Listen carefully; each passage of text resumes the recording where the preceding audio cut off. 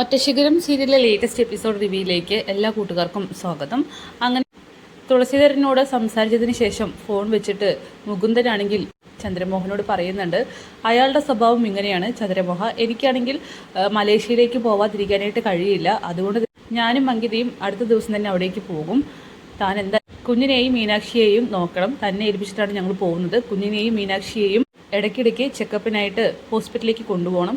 മീനാക്ഷിക്ക് ജലദോഷം പോലും വരാതെ നോക്കണം. പിന്നെ കുഞ്ഞിനെ ആഴ്ചയിൽ പീഡിയാട്രിഷനെ കാണാനായിട്ട് പ്രത്യേകം ശ്രദ്ധിക്കണമെന്നൊക്കെ പറയുമ്പോൾ അത് പിന്നെ സാറേ അറിയാമല്ലോ, ഗർഭിണിയായിരിക്കുന്ന സമയത്ത് തന്നെ തുളസിയെ ചെക്കപ്പിനായിട്ട് കൊണ്ടുപോകാനായിട്ട് സമ്മതിച്ചിട്ടില്ല. ഇപ്പം പിന്നെ കൂടുതൽ പ്രശ്നത്തിലേക്കാണ് വന്നിരിക്കുന്നത്. ഒരു കുഞ്ഞും കൂടിയുണ്ട്. ഓ അത് ശരിയാണല്ലേ. അയാൾക്കാണെങ്കിൽ നാട്ടുകാർ കാണും അയൽക്കാർ കാണും എന്നുള്ളതൊക്കെ പേടിയാണ്. എന്ത് ചെയ്യാനാ, ഇനിയിപ്പോൾ 3 മാസം സഹിച്ചല്ലേ മതിയാകൂ. ഇത് കേട്ടിട്ട് അങ്കിത പറയുന്നുണ്ട്, 3 മാസമൊന്നും വേണ്ട, 2 മാസത്തിനകം കാര്യങ്ങളൊക്കെ തന്നെ റെഡിയാക്കാം, ഡോക്യുമെൻസും മറ്റും. അങ്ങനെ മുകുന്ദൻ പറയുകയാണ്, എന്ത് ബുദ്ധിയില്ലായ്മയാണ് പറയുന്നത്. കുഞ്ഞിന് അമ്മിഞ്ഞപ്പാല് വേണ്ടേ? ഒരു 3 മാസത്തേക്കെങ്കിലും എങ്കിൽ മാത്രമേ കുഞ്ഞ് ആരോഗ്യമുള്ള കുഞ്ഞായി മാറുകയുള്ളൂ. അതുകൊണ്ട് 3 മാസം നിർബന്ധമായിട്ടും കുഞ്ഞിന് പാല് കിട്ടണമെന്നൊക്കെ മുകുന്ദൻ അങ്കിതയെ പറഞ്ഞ് മനസ്സിലാക്കുക.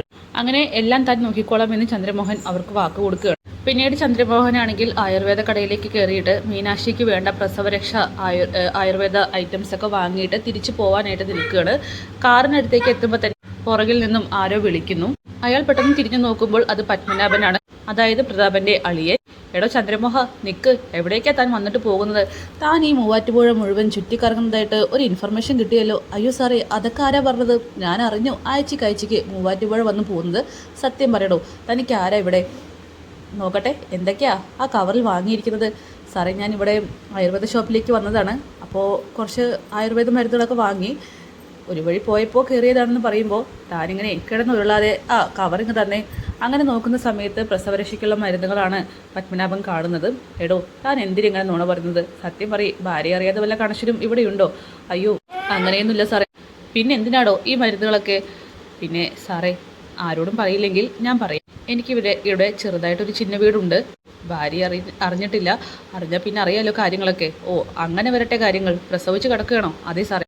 അതെ, ചിന്ന വീടൊക്കെ ശരി തന്നെയാണ്. ശമ്പളം 2 വഴിക്ക് പോയാലേ അവസാനം ആരും ഇല്ലാതെയാവും. പത്മനാഭ സാറ് ആരോടും ഇക്കാര്യം പറയരുത്. ഇല്ലല്ല പറയില്ല. അല്ല സാറെന്തിനാ ഇങ്ങോട്ട് വന്നത്? ഞാനോ, ഇവിടെ ഒരു ഹോട്ടലുണ്ട്, എൻ്റെ അളിയനാണ് നടത്തിക്കൊണ്ട് പോകുന്നത്. അവനെ കാണാനായിട്ട് വന്നതാണ്. അപ്പോഴാണ് പ്രതാപൻ്റെ മാനേജർ ഇവിടെ ഇടയ്ക്കിടയ്ക്ക് വരാറുണ്ടെന്ന് അവൻ പറഞ്ഞത്. അവിടുത്തെ പമ്പിലാണല്ലേ താൻ പെട്രോൾ അടിക്കുന്നത്? ഓ അങ്ങനെ വരട്ടെ. അതുകൊണ്ടാണല്ലേ സാർക്ക് ഞാനിവിടേക്ക് വരുന്ന കാര്യമൊക്കെ അറിഞ്ഞത്? ആ അതെ അതെ. എന്തായാലും താരത്തെ സൂക്ഷിക്കുന്നത് നല്ലതായിരിക്കും. ആ ശരി സാറേ, പക്ഷെ സാറായിട്ട് ഇതാരോടും പറയരുതെന്ന് ചന്ദ്രമോഹൻ പറയുന്നു. അങ്ങനെ പത്മനാഭൻ അവിടെ നിന്നും കാറെടുത്ത് പോവുകയാണ്. ഈ സമയം ചന്ദ്രമോഹൻ മനസ്സിൽ കരുതുന്നുണ്ട്, ഓ ഓരോരോ തലവേദനകൾ. പിന്നീട് തുളസിയാണെങ്കിൽ റിയൽ എസ്റ്റേറ്റ് ബിസിനസ്സുമായിട്ട് നല്ല ഗംഭീരമായി മുന്നോട്ട് പോയിക്കൊണ്ടിരിക്കുകയാണ്. ഒരു 4 സെൻറ്റ് പ്ലോട്ട് വിൽക്കാനായിട്ട് പോവുകയാണ്. ഈ സമയം പ്രസന്ന ചോദിക്കുന്നുണ്ട്, എങ്ങനെയാ ആ സ്ഥലം? വീട് വെക്കാനൊക്കെ കൊള്ളാമോ? നല്ല സ്ഥലമാണ്, പറ്റാത്ത കിണർ, നല്ല അയൽവാസികളും മറ്റും. ഇത് കേട്ടിട്ട് പ്രസന്ന പറയുന്നുണ്ട്, അതെ എടുത്തുചാടി ഒന്നും ചെയ്യരുത്. കയ്യിലുള്ള ക്യാഷും അതുപോലെ ബിസിനസ്സും ഒന്ന് തകർന്നു പോകരുതെന്ന് പറയുമ്പോൾ, നീയേ എനിക്ക് ചായ മാത്രം തന്നാൽ മതി, അല്ലാതെ എന്നെ പഠിപ്പിക്കാൻ വരണ്ട. എനിക്കറിയാം എന്ത് ചെയ്യണമെന്ന്. ആ എങ്കിൽ പിന്നെ നിങ്ങളുടെ ഇഷ്ടം പോലെ ചെയ്യും. അങ്ങനെ അവിടേക്ക് മീനാക്ഷി ആണെങ്കിൽ കുഞ്ഞുമായിട്ട് വരികയാണ്. അമ്മേ, ഈ കുഞ്ഞിനെ ഒന്ന് ഇളമയിൽ കൊള്ളിക്കാമോ? തുളസീധരനാണെങ്കിൽ അത് കാണുമ്പോൾ ദേഷ്യം വരുന്നുണ്ട്. കുഞ്ഞിൻ്റെ കരച്ചിൽ കേൾക്കുമ്പോൾ തന്നെ അയാൾക്കാണെങ്കിൽ മുഖമൊക്കെ മാറുന്നു. മീനാക്ഷി അത് ശ്രദ്ധിക്കുകയാണ്. ആ എങ്കിലേ ഞാൻ പോയിട്ട് വരാം, ഇവിടെ നിന്നാൽ ശരിയാവില്ല എന്ന് പറഞ്ഞുകൊണ്ട് തുളസിയാണെങ്കിൽ അവിടെ നിന്ന് പോകുന്നു. അങ്ങനെ മീനാക്ഷി വന്ന് ചോദിക്കുന്നുണ്ട്, എന്താ അമ്മേ അച്ഛൻ ഇത്ര ദേഷ്യം? എന്തൊക്കെ പറഞ്ഞാലും അതൊരു കുഞ്ഞല്ലേ, അത് മോളെ പുറമേ കാണിക്കുന്ന ഈ ദേഷ്യമൊക്കെ തന്നെയുള്ളൂ. ആളൊരു പാവമാണ്, അകത്ത് സ്നേഹമുണ്ട്. ഓ പിന്നെ അകത്തെ സ്നേഹമല്ല, അതിനേക്കാൾ വലിയ ദേഷ്യമാണുള്ളത്. അച്ഛന് ഈ കുഞ്ഞിനെ ഇഷ്ടമല്ലമ്മേ. ആ അതൊക്കെ എന്തൊക്കെ ആയിക്കോട്ടെ, പക്ഷേ അച്ഛൻ ഒന്നും ഓർത്താൽ കൊള്ളാം. ഈ കുഞ്ഞ് കാരണം കൊണ്ടാണ് ഇപ്പോൾ ഉള്ള സൗഭാഗ്യങ്ങളൊക്കെ വന്നത്. ഇത് കേട്ടിട്ട് പ്രസന്ന പറയുന്നുണ്ട്, മോളെ നീ എന്താ അച്ഛൻ്റെ ഭാഗത്തുനിന്ന് ചിന്തിക്കാത്തത്? അച്ഛൻ എന്തൊക്കെ വിഷമങ്ങൾ അനുഭവിക്കുന്നത്? ഓ പിന്നെ അഭിനയിക്കുന്നു എന്ന് പറ. അച്ഛനെ ഒരു കുഴപ്പമില്ല. ബുദ്ധിമുട്ട് അനുഭവിച്ചതൊക്കെ ഞാനല്ലേ. ഒരു കുഞ്ഞിനെ ഗർഭം ധരിച്ചു, എന്നിട്ട് അതിനെ 10 മാസം നൊന്ത് വയറ്റിലിട്ട് നൊന്ത് പ്രസവിച്ചു. അതൊക്കെ ഞാനല്ലേ അമ്മേ അനുഭവിച്ചത്. അപ്പോൾ പിന്നെ അച്ഛനെന്താ ബുദ്ധിമുട്ട്? പ്രസന്ന പറയുന്നുണ്ട്, ഇപ്പം നിനക്ക് എന്താ വേണ്ടത്? കുഞ്ഞിൻ്റെ വെയിൽ കൊള്ളിക്കണം, അത്രയല്ലേ ഉള്ളൂ, ഇങ്ങ് തന്നെ. അങ്ങനെ ചക്കരയും മുട്ടയെന്നൊക്കെ പറഞ്ഞുകൊണ്ട് പ്രസന്നയാണെങ്കിൽ കുഞ്ഞിനെ കയ്യിലേക്ക് വാങ്ങുകയാണ്. അങ്ങനെ അവർ മുറ്റത്തിറങ്ങി കുഞ്ഞിനെ ഇളം വെയിൽ കൊള്ളിച്ചുകൊണ്ടിരിക്കുമ്പോഴാണ് അപ്പുറത്തെ അയൽക്കാരി അത് കണ്ടുകൊണ്ട് വരുന്നത്. അതെ പ്രസന്ന ചേച്ചി. പ്രസന്ന അത് കേൾക്കുമ്പോൾ തന്നെ അകത്തേക്ക് കയറി പോകുന്നുണ്ട്. അയ്യോ ഒന്ന് നിന്നേ, ഞാൻ കുഞ്ഞിനെ ഒന്ന് കണ്ടോ. അങ്ങനെ കുഞ്ഞിൻ്റെ അടുത്തേക്ക് വരികയാണ്. കുഞ്ഞ് നല്ല നിറമുണ്ടല്ലോ. പിന്നെ എങ്ങനെ വേണമെന്നാ നീ ഈ പറയുന്നതെന്ന് പ്രസന്ന ദേഷ്യത്തോടെ ചോദിക്കുമ്പോൾ അയ്യോ ചേച്ചി എന്നിട്ട് ഇങ്ങനെ ചൂടാ, ഞാൻ വെറുതെ പറഞ്ഞെന്ന് മാത്രം. അങ്ങനെ പറയാൻ നിൽക്കണ്ട, ന്യൂസ് പിടിക്കാൻ വന്നേക്കുന്നെന്ന് പറഞ്ഞ് പ്രസന്നയാണെങ്കിൽ അകത്തേക്ക് കുഞ്ഞുമായിട്ട് പോകാൻ നിൽക്കുമ്പോൾ ന്യൂസ് പിടിക്കാൻ വന്നതോ, നിങ്ങൾക്ക് എന്താ വല്ല ഭ്രാന്ത് കിട്ടോ?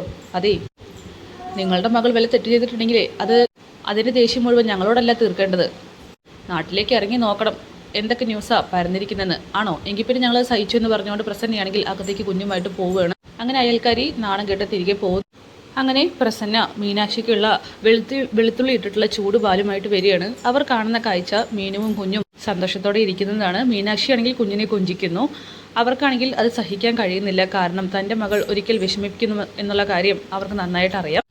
അങ്ങനെ അമ്മയുടെ കുഞ്ഞിന് പാല് വേണോടെന്ന് ചോദിച്ചുകൊണ്ട് മീനാക്ഷിയാണെങ്കിൽ പാല് കൊടുക്കാനായിട്ട് നിൽക്കുമ്പോഴാണ് പ്രസന്ന വന്ന് നിൽക്കുന്നത് കാണുന്നത്. അമ്മ എന്താ ഒന്നും പറയാതെ വന്ന് നിൽക്കുന്നത്? ഒന്നുമില്ല, ഇതാ വെളുത്തുള്ളി ഇട്ട ചൂട് പാലാണ്, ഇതങ്ങ് കുടിച്ചേക്ക്. ഞാൻ കുടിക്കാം. അങ്ങനെ ആ പാല് വാങ്ങി കുടിക്കുമ്പോൾ അമ്മ നല്ല ചൂടുണ്ട്, ഞാൻ 5 മിനിറ്റ് കഴിഞ്ഞ് കുടിക്കാം, പിന്നെ അമ്മ ഒന്ന് പുറത്തേക്ക് നിൽക്കാമോ, ഞാൻ എൻ്റെ കുഞ്ഞിന് പാല് കൊടുക്കട്ടെ. മോളെ നീ ഒരു കാര്യം മനസ്സിലാക്കണം, ഇതിനെ നമ്മൾ ഒരു ദിവസം കൊടുക്കേണ്ടതാണ്, എനിക്കറിയാം.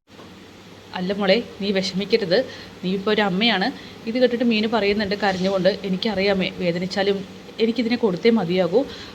അത്രയും കാലം വരെ, അതായത് ഒരു 3 മാസ കാലയളവ് ഞാനിതിനെ ഒന്ന് സ്നേഹിച്ചോട്ടെ അമ്മേ. ഈ കുഞ്ഞും അർഹിക്കുന്നില്ലേ ആ സ്നേഹം, അമ്മയുടെ സ്നേഹം? അതിന് കൊടുത്തല്ലേ കഴിയുള്ളൂ. അതുകൊണ്ട് സങ്കടത്തോടെയാണെങ്കിലും അതിനെ കൊടുക്കുന്ന സമയത്ത് ഒരു കുറവും വരുത്തരുത്. അങ്ങനെ മീനാക്ഷിയുടെ ആ മനസ്സ് പ്രസന്നയ്ക്ക് മനസ്സിലാവുന്നുണ്ട്. അവരാണെങ്കിൽ ഒന്നും പറയാതെ അവിടെ നിന്നും പോകുന്നു. പിന്നീട് മീനാക്ഷി ആണെങ്കിൽ കുഞ്ഞിനോട് ചോദിക്കുന്നുണ്ട്, അമ്മ പറഞ്ഞത് നിനക്ക് എന്തെങ്കിലും മനസ്സിലായോടോ? അതെ, നിന്നെ ഞാൻ ഒരു ദിവസം കൊടുക്കും, അപ്പോൾ ഈ അമ്മയെ കണ്ടാൽ നിനക്കറിയോ എന്നൊക്കെ ഇങ്ങനെ ചോദിക്കുകയാണ്. എന്നിട്ട് പാല് കൊടുക്കാനായിട്ട് പോകുന്നു.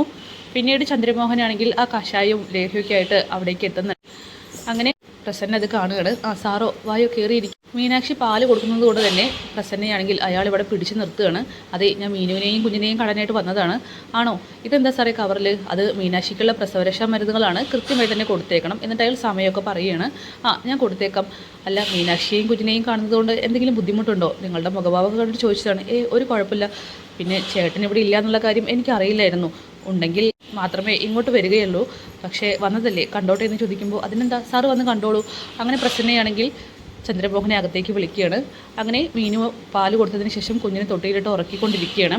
അതെ, ചന്ദ്രമോഹൻ സാർ വന്നിട്ടുണ്ട്. പ്രസന്ന വന്ന് പറയുമ്പോൾ ഞാൻ കാറിൻ്റെ സൗണ്ട് കേട്ടിരുന്നു. ചന്ദ്രമോഹനും അങ്ങോട്ട് വരുന്നു. സാർ ഇരിക്കുമെന്ന് പറഞ്ഞ് മീനാക്ഷിയാണെങ്കിൽ അയാളോട് ഇരിക്കാനായിട്ട് പറയുകയാണ്. പ്രസന്ന ചായ എടുക്കാനായിട്ട് പോകുമ്പോൾ ചന്ദ്രമോഹൻ പറയുന്നുണ്ട്, ഞാൻ വന്നത് ബുദ്ധിമുട്ടായോ? എന്ത് ബുദ്ധിമുട്ട്? അത് മേനോൻ സാർ പറഞ്ഞിട്ടുണ്ട്, കുഞ്ഞിനെയും അതുപോലെ മീനാക്ഷിയുടെ ഈ കാര്യങ്ങൾ കൃത്യമായിട്ട് അന്വേഷിക്കണമെന്ന്. മീനാക്ഷിക്ക് സുഖമല്ലേ? എനിക്ക് മേനോൻ സാറിനോട് പോയി പറയണം. എനിക്കൊരു കുഴപ്പമില്ല, സുഖമാണ്. കുഞ്ഞിനെ ഞാൻ നന്നായിട്ട് തന്നെ നോക്കുന്നുണ്ട്. പിന്നെ മേനോൻ സാർ വിളിക്കുന്ന സമയത്തൊക്കെ എന്നോട് ചോദിക്കാറുണ്ട്. ഞാൻ എന്തായാലും എന്തെങ്കിലും പ്രശ്നങ്ങളുണ്ടെങ്കിൽ സാറിനെ വിളിച്ച് പറഞ്ഞോളാം. ഇത് കേട്ടിട്ട് ചന്ദ്രമോഹൻ പറയുന്നുണ്ട്, എന്തുണ്ടായാലും പെട്ടെന്ന് വിളിച്ചേക്കണം. പിന്നെ ഞാൻ നേരിട്ട് വരുമ്പോഴും പറഞ്ഞേക്കണം, എന്ത് ബുദ്ധിമുട്ടായാലും കുഴപ്പമില്ലെന്ന് പറയുമ്പോൾ, അയ്യോ സാറേ അങ്ങനെയൊന്നും ഒരു കുഴപ്പമില്ല, ഇവിടെ എനിക്ക് സുഖമാണെന്ന് പറയുന്നു. അവിടേക്ക് പ്രസന്ന വരികയാണ് ചായയുമായിട്ട്. അങ്ങനെ അവർ 3 പേരും സംസാരിച്ചുകൊണ്ടിരിക്കുന്നു. പിന്നീട് മലേഷ്യയിലേക്ക് പോകാനായിട്ട് മുകുന്ദനാണെങ്കിൽ തയ്യാറെടുത്തുകൊണ്ടിരിക്കുകയാണ്. അങ്കിതയും അവിടേക്ക് കൃഷ്ണ വരുന്നുണ്ട്, അവർക്കുള്ള അച്ചാറും മറ്റു സാധനങ്ങളായിട്ട്. കൃഷ്ണ പറയുകയാണ്, ഇതിനകത്ത് എല്ലാം ഉണ്ട്. അങ്കിത പറയുന്നുണ്ട്, ഇതേ കണ്ടില്ലേ, കൃഷ്ണ ഒരു ലഗേജുമായിട്ടാണ് വന്നിരിക്കുന്നത്, എന്തിനാ കൃഷ്ണ ഇത്രയൊക്കെ? ഞാനാണെങ്കിൽ ഒന്നും കഴിക്കില്ല. അങ്കിത പറയുകയാണ്, മുകുന്ദനല്ലേ ഒന്നും കഴിക്കാത്തുള്ളൂ, പക്ഷെ ഞാനൊക്കെ എനിക്ക് രോഗങ്ങളില്ലല്ലോ എന്നിങ്ങനെ പറയുകയാണ്. പിന്നീട് മുകുന്ദൻ പറയുന്നുണ്ട്, അടുത്ത പ്രാവശ്യം ഞാനും അങ്കിതയും എന്തായാലും വരും, അതുകൊണ്ട് ഞങ്ങൾ അധികം ഡ്രസ്സൊന്നും എടുത്തിട്ടില്ല. ഇത് കേട്ടിട്ട് അങ്കിത പറയുന്നുണ്ട്, ഞാൻ ചിലപ്പോഴേ വരുള്ളൂ, അതെന്താ കുഞ്ഞിനെ ഏറ്റുവാങ്ങാൻ അങ്കിത വരണ്ടേ എന്ന് മുകുന്ദൻ ചോദിക്കുമ്പോൾ, അതിന് ഞാനാരാ? താൻ എന്താടോ ഇപ്പം ഇങ്ങനെയൊക്കെ സംസാരിക്കുന്നത്? അല്ല, ഞാനൊരു കള്ളിയമ്മയല്ലേ? കള്ളിയമ്മയോ? താനാണ് ആ കുഞ്ഞിൻ്റെ റിയൽ അമ്മ. ഇത് കേട്ടിട്ട് അങ്കിത പറയുകയാണ്, അത് പിന്നെ ഞാൻ ഉദ്ദേശിച്ചത് എന്തെന്ന് വെച്ചാൽ 3 മാസം കഴിഞ്ഞ് എനിക്ക് എൻ്റെ പേരൻസിനെ കാണാനായിട്ട് പോകണം. എന്നിട്ട് അവിടെയുള്ളവരെയും എൻ്റെ പേരൻസിനെയും വിശ്വസിപ്പിക്കണം ഞാൻ 3 മാസം ഗർഭിണിയാണെന്ന്. അപ്പോൾ കുഞ്ഞിന് ഏകദേശം 6 മാസം. എന്നിട്ട് അവളുമായിട്ട് മലേഷ്യയിലേക്ക് പോകുന്നു. പിന്നെ അവൾക്ക് ഒരു 3 വയസ്സാവുന്ന സമയത്ത് ഇവിടെ വന്ന് ഞാൻ 3 വയസ്സായെന്ന് പറയും. അല്ലെങ്കിൽ എല്ലാവരും കരുതും ഞാൻ ആ കുഞ്ഞിനെ പ്രസവിച്ചിട്ടില്ല എന്ന്. അങ്ങനെ വിശ്വസിപ്പിക്കാനാണ് ഞാൻ ശ്രമിക്കുന്നത്. ലോകത്തോട് എനിക്ക് വിളിച്ചു പറയണം ആ കുഞ്ഞ് എൻ്റേതാണെന്ന്, എല്ലാവരെയും വിശ്വസിപ്പിക്കണം എന്നൊക്കെ പറയുമ്പോൾ ഇത് കേട്ടിട്ട് മുകുന്ദും കൃഷ്ണയും ചിരിക്കുന്നു. അങ്ങനെ മതി ചേച്ചി, ഗുഡ് പ്ലാനിങ് എന്നൊക്കെ പറയുകയാണ്. പിന്നെ കുഞ്ഞിന് പേരിട്ടോ ഏട്ടാ എന്ന് കൃഷ്ണൻ ചോദിക്കുമ്പോൾ ഇല്ല, ഇതുവരെയും ഇട്ടിട്ടില്ല. പിന്നെ അവരെന്തെങ്കിലുമൊക്കെ പേര് ചൊല്ലി വിളിക്കുമായിരിക്കും. പക്ഷേ ആ പേര് മാറ്റണം. നമ്മുടെ കയ്യിലേക്ക് കുഞ്ഞിനെ കിട്ടുമ്പോൾ ആ പേര് പോലും ആ പേരിൽ പോലും കുഞ്ഞ് അറിയപ്പെടാൻ പാടില്ല എന്ന് കൃഷ്ണയോട് മുകുന്ദൻ പറയുന്നു. ഇത് കേട്ട് എല്ലാവരും അത് കറക്റ്റാണെന്ന് പറയുകയാണ്. അപ്പോൾ അതൊക്കെ കാണിച്ചുകൊണ്ടാണ് എപ്പിസോഡ് അവസാനിക്കുന്നത്. കാത്തിരിക്കാൻ നമുക്ക് നാളത്തെ കിടിലൻ എപ്പിസോഡിനായിട്ട്. ബൈ.